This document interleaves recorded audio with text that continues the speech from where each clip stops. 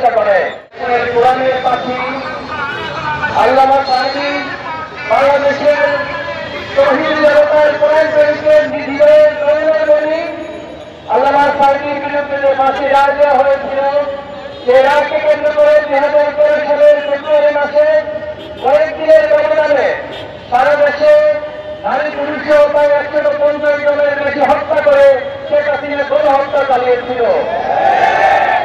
সেই গণহত্যার ধারাবাহিকতায় 5 মে এই সভ্য চত্বরে রাতারাত বাংলাদেশের প্রতিষ্ঠা ওলামা, মাদ্রাসা শিক্ষার্থী, তৌহিদি জনতা সাধারণ মানুষের উপরে সেই গণহত্যা চালিয়েছিল। আপনাদের নিঃসন্দেহে মনে আছে 2013 সালের 19 ফেব্রুয়ারি এদেশের ইসলাম বিরোধী আইন করা হয়েছিল। এদেশের তৌহিদি জনতার ইসলাম প্রিয় মানুষের বিরুদ্ধে গিয়ে কিছু ব্লগার এবং লেখক তারা এবং রাষ্ট্রের প্রতি কটূক্তি করেছিল। সেই কটূক্তির প্রতিবাদ এবং ইসলাম বিদ্বেষী সকল কর্মকাণ্ড বন্ধ করার দাবি সহ হেফাজতে ইসলামের পক্ষ থেকে 13টি দাবি উত্থাপন করা হয়েছিল। এই 13টি দাবির পর হেফাজতে ইসলাম 1 মাস সে সময় সরকারকে আলটিমেটাম দিয়েছিল। কিন্তু দুঃখজনকভাবে সত্য, সরকার হেফাজতে ইসলামের সেই 13টি দফাকে উপেক্ষা করে ইসলাম বিদ্বেষী একটি প্রস্তাবে নিয়ে শাহবাগে ইসলাম বিদ্বেষী প্রপাগান্ডা এবং কর্মকাণ্ড চালিয়ে দেওয়ার এক মহোৎসব করেছিল।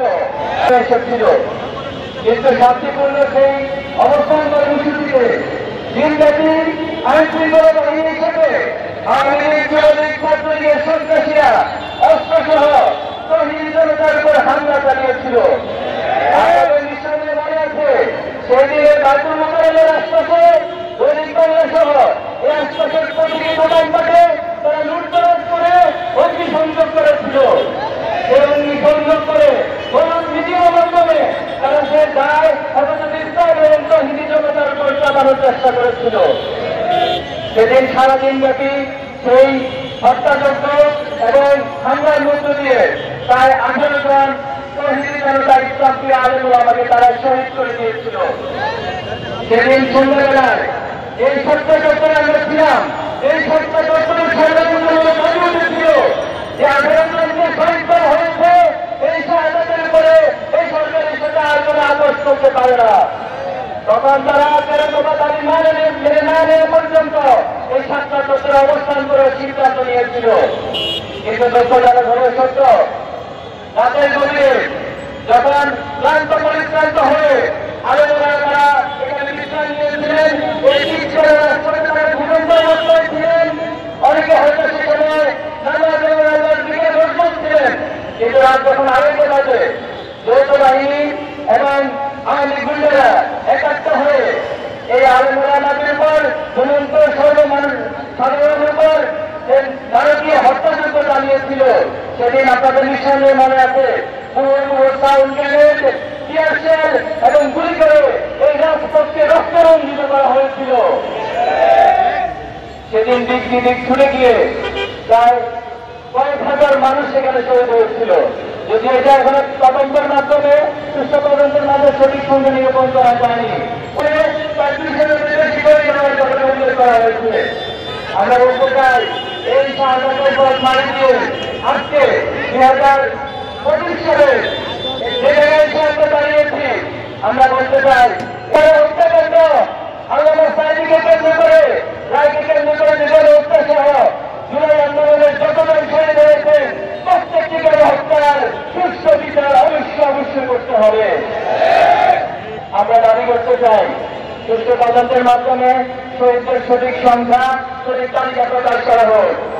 আমরা আরো দাবি জানাতে চাই 7 এই ঘটনাকে কেন্দ্র করে রাষ্ট্রীয়ভাবে 7 হত্যা দিবস ঘোষণা করা হোক। সংগ্রামী উপস্থিতি, বাংলাদেশের আলোচনাদেরকে ইসলাম বিদ্বেষী একটি শ্রেণী সবসময় মূল ধরার বাইরে হিসেবে তারা বয়ানে দাঁড় করার চেষ্টা করে। এই জাতিসত্তার ইতিহাস যদি আপনারা পড়ে থাকেন, এই ভূখণ্ডের জাতিসত্তার ইতিহাস প্রমাণ করে এই ভূখণ্ডে ইসলাম প্রিয় আলেমরা আমাদের অবদান অনেক বেশি।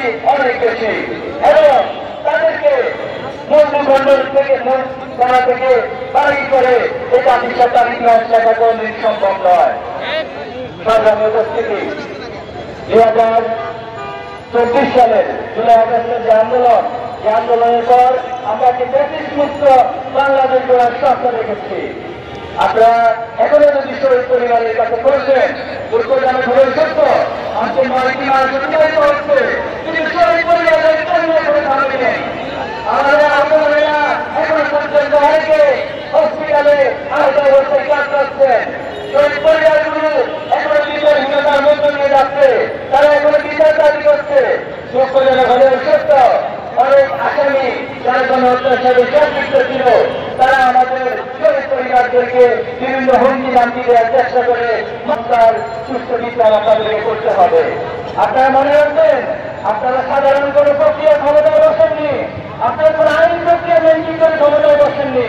তাই গণহত্যা বিচারের জন্য আমাদেরকে কোন আইন প্রক্রিয়া কোন হাইকোর্টে কোন রাজনীতি করবেন না। আপনারা এই গণহত্যার কার্যকর এবং দৃশ্যমান বিচার ব্যবস্থা আপনাদেরকে করতে হবে।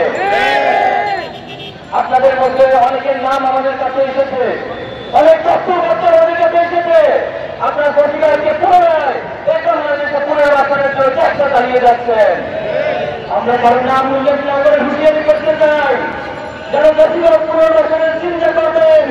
হাসিনার যে পরিণতি প্রজন্ম করেছে, আপনাদের পরিণতি আমরা একটি চূড়ান্ত বিপ্লব এই বাংলাদেশে অগ্রসর হিসেবে সংগঠিত করব ইনশাআল্লাহ।